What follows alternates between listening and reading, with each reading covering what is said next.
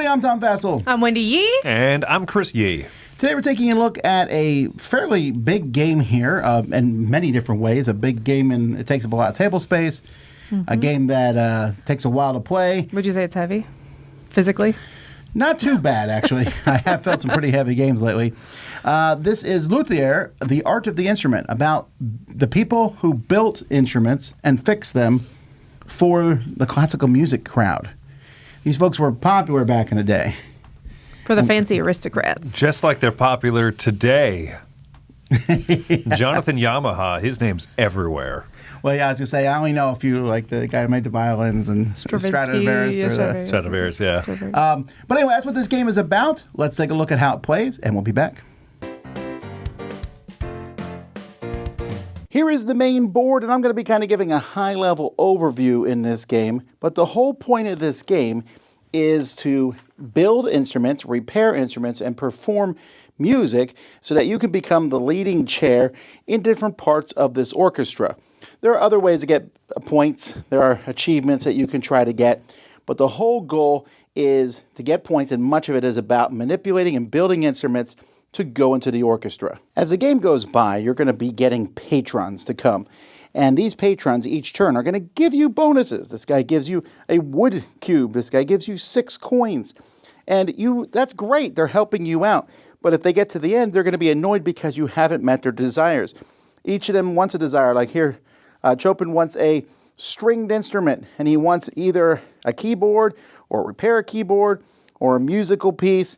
And then he'll give you 5 victory points and help increase your fame. And you'll flip him over, and he'll give you a permanent ability for the rest of the game.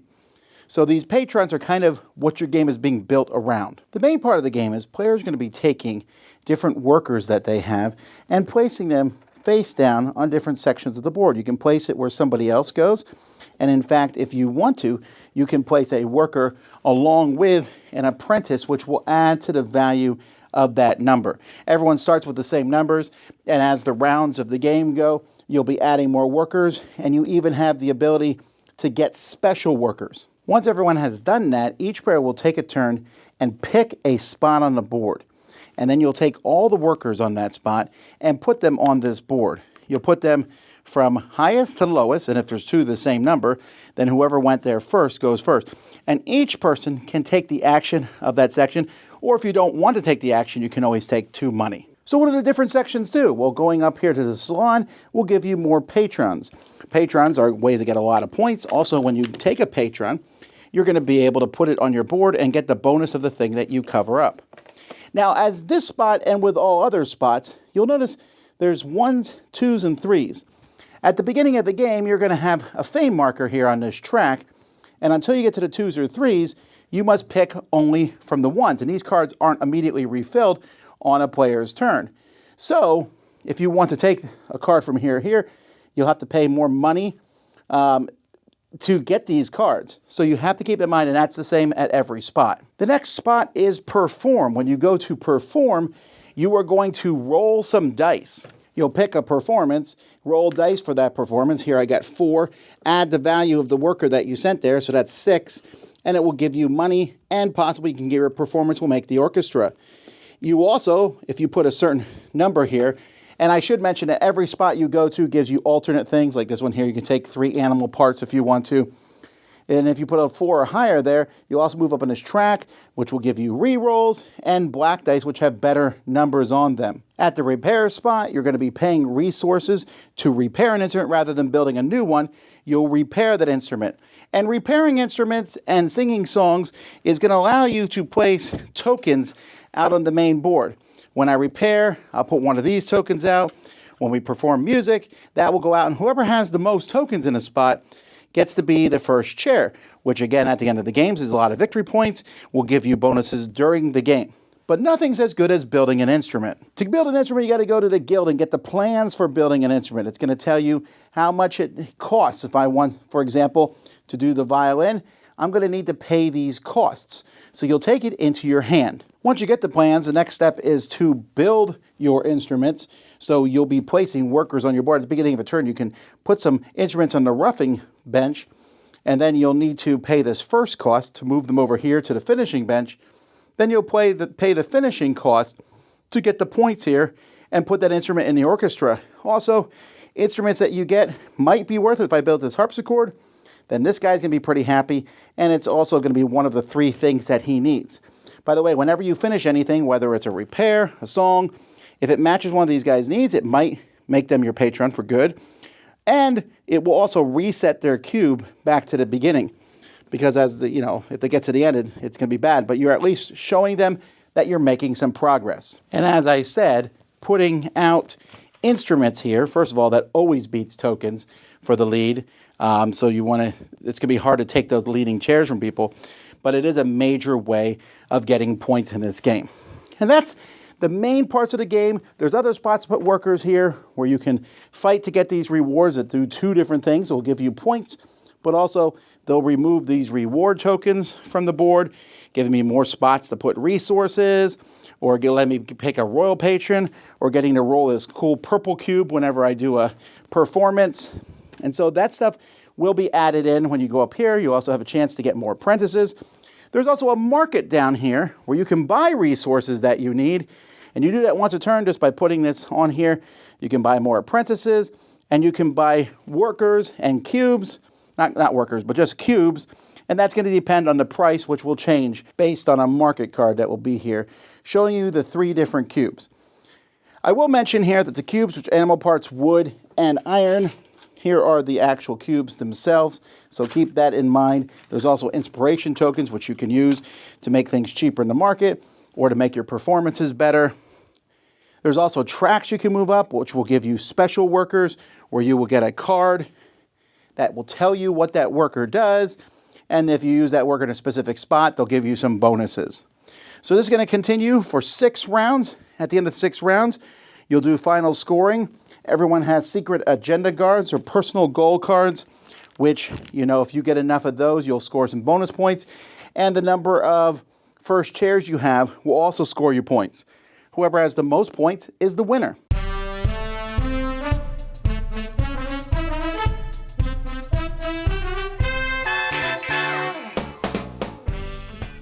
Okay, there's a lot going on in this game, but there's 2 things I want to mention component-wise. One negative, one positive. My negative one is I don't love that they use black and white illustrations to show the cubes.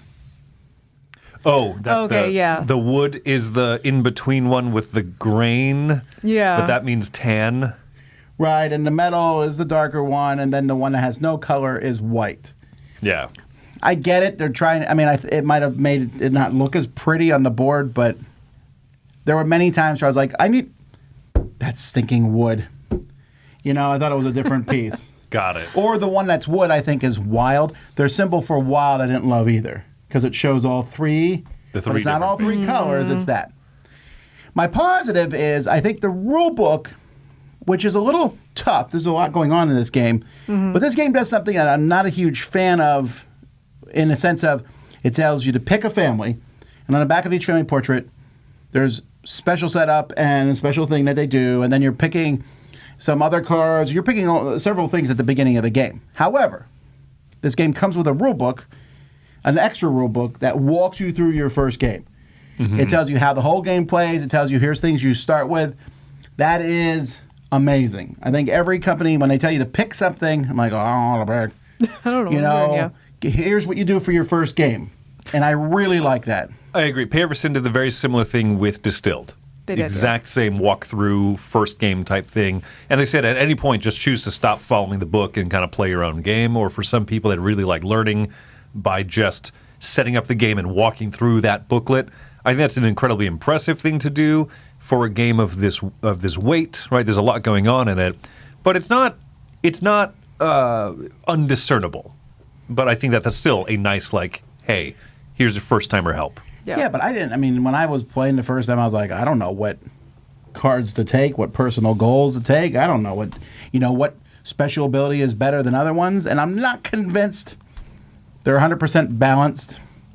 I feel like the one that gives you an extra worker feels a little stronger than the other ones. Like, hey, you get to start with an extra, repair token. I'll take that extra worker 10 times. Yeah. That's interesting. But after that, you're just going to go in different ways. And this game definitely has a very unique worker placement that I've not seen in any other game. It's very interactive. It reminds me a little bit of Aladdin's Dragons, but not. I mean, it obviously is not fully the same. It's yeah, I agree. Right, the face down numbers that you put out, but the fact that you then go around the table in clockwise order and choose to resolve which spaces or go to market. Usually giving everyone else like a sigh of relief of like, oh, good, because I wasn't ready for the patron spot to activate yet, and now I'll get to go to market before that happens and stuff. Or the opposite, where I'm like, are you kidding me? I needed these resources first. By the way, speaking of market, I do like the fact that the market is basically a free action that you can do whenever. That you can put your piece there and take the market action on a turn. But I know what you meant. You were like, I needed the cubes from this spot to get these. Yeah, and it wasn't quite my turn yet. That piece that you pass around I thought was really dumb until I realized how important it was, because you can't count how many discs people have left, because they may have had 2 places activated that had 2 discs of their own at each. Or they took market actions, or yeah. Yeah, there's a lot going on. And so I find that to be a useful thing to pass around the board. I will say the game is long. It says 90 to 150 minutes. That's pretty accurate, and you'd have to really know what you're doing to get 90, even with 2 players, I think.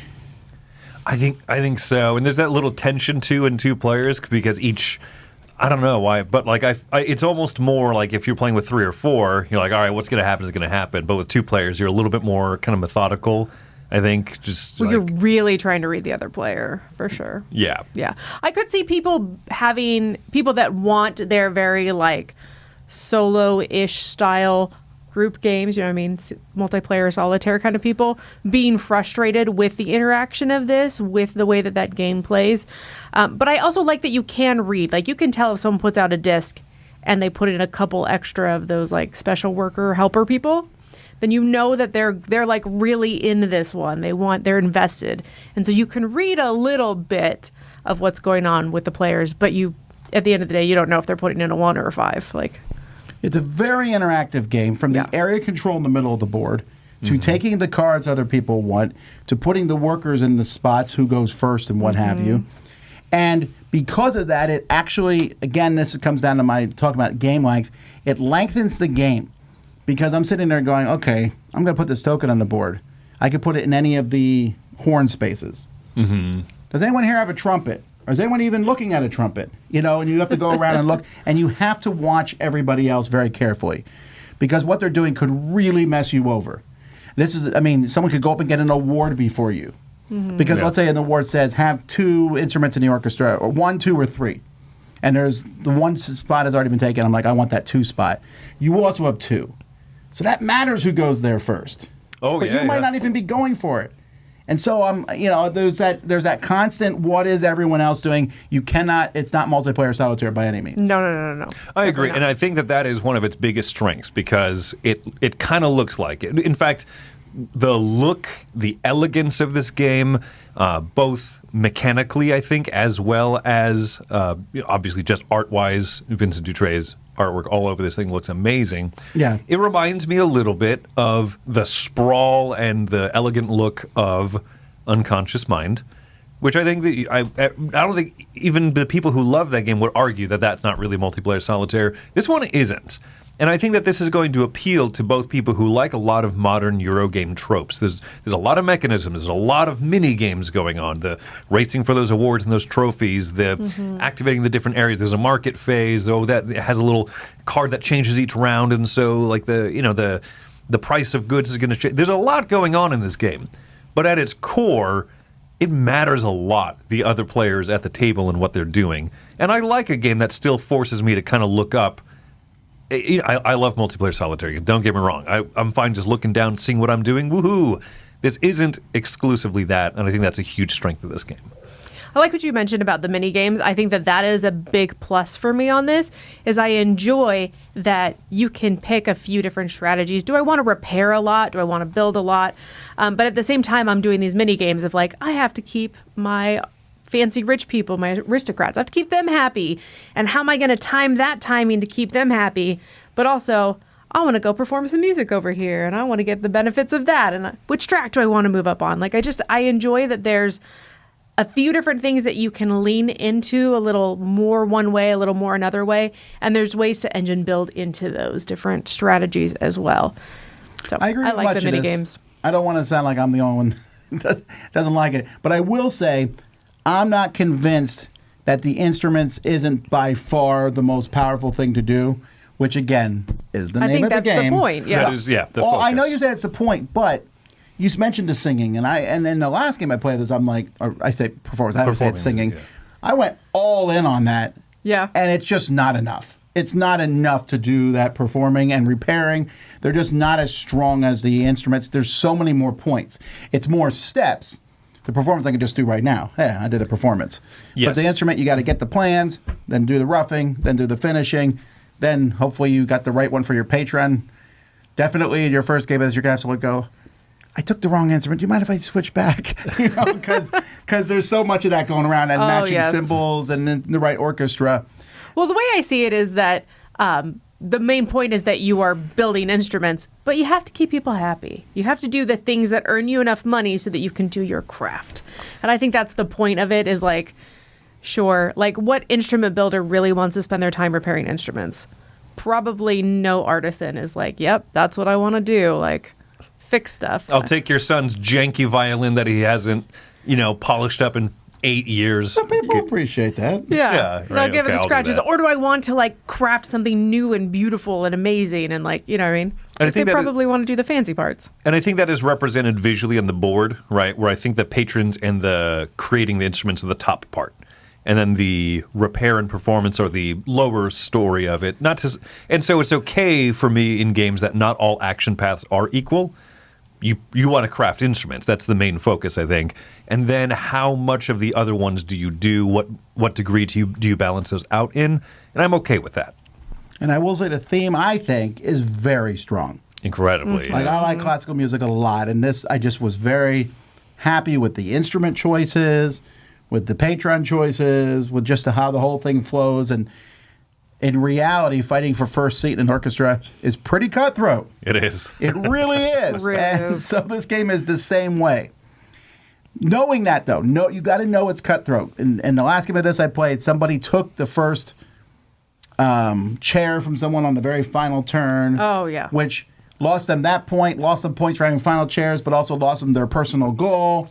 It was a lot. It was a big swing of points. But then that's the way that game worked out. So you need to know that.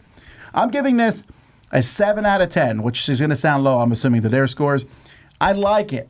I think it's a little long. I wish there was a few things shaved off.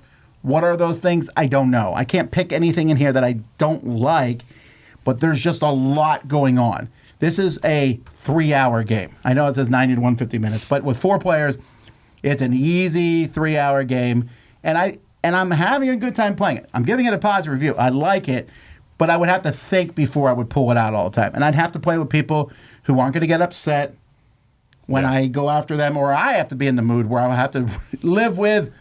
Sometimes I got a harpsichord, or I got a patron who needed a piano, and no piano show up for a while. And I have to figure out how I'm going to deal with that. And finally, piano shows up, and Chris takes it, and I don't stab him. So there's a lot going on in this game. I think it's a very well done game. I'm very happy with the theme. I'm giving it a 7 because I enjoy it. I just don't want to play it all the time. Cool. Well, I'm going to give it an 8.5, so a little bit higher than that. I figured. Yeah, right. I love the mini games. I love the theme, and I love the way that they tied the theme into the mechanisms. I really enjoy the timing that you have to work with those aristocrats to keep them happy, but also then they give you bonuses and all these benefits, and the way that like once you've completely made them happy, then they're like these permanent engine building upgrades. Like I just really love a lot of what's going on here. I think this could have been a 9 or a 9.5, but the interaction is a little bit cutthroat, like you mentioned. But also, I'm mostly going to play this at 2 because it is a big game. It is a heavy game. I'm probably going to pull it out with Chris. And so it is a different thinky puzzle with 2, and I enjoy what's going on with that. So 8.5 for me. I'm coming at a 9. I think this is one of the coolest games to come out in a while. Thematically, it's brilliant. I think mechanically there's a lot going on, but once you get it, it starts flowing.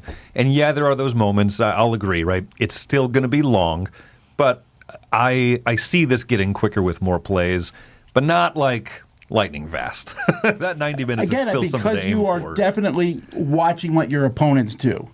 You can't ignore it, I don't think. Yeah. Yeah. To a point that you brought up, right, that luck of waiting for the instruments to come out, there is that option. It's expensive. Oh, yeah, it's true. so I didn't mention this in the rules expensive. overview because it hardly ever happens, but you can spend 10 money and kill an apprentice forever. Like they're out of the game to search that deck for a very specific thing you need. And I appreciate that because it forces you to play the game as kind of, as the cards reveal. But if you're in that position, like, I need a piano, this is worth it. Goodbye forever. You're sending him out on a journey he just doesn't get back before the game ends. I guess, think yeah. is Is the that what it theming. is? Yes. Go to But the Vienna. piano gets there in time. I traded him for a piano. He didn't know that. Oh, Are the strings made of cat gut? Yes, cat gut. oh, that's dark. So anyway, the point being, there are those workarounds. You're not completely beholden to luck, but it's going to cost you. And so it encourages you to play the game as the cards kind of fall, but also you do have those outs. And I think that that's kind of emblematic of a lot about this game for me, right? You play the game as it comes along, but as you, like, it's got the depth there to keep coming back to. And I love the fact that it's not just mechanism soup. It is a little bit of that. I agree. I don't know what they could have smoothened out, but it feels like some stuff there. But it's not all of that for lack of player interaction. I think that this is a nice mix of what a lot of people complain about modern multiplayer solitaire games, how they've forgotten that the other players at the table matter. This one hasn't forgotten it. It mixes those things nicely, which is a very sweet spot for me. So a 9 out of 10. There you go, folks. That's Luthier, The Art of the Instrument. I'm Tom Vassell. I'm Wendy Yee. And I'm Chris Yee. See you next time.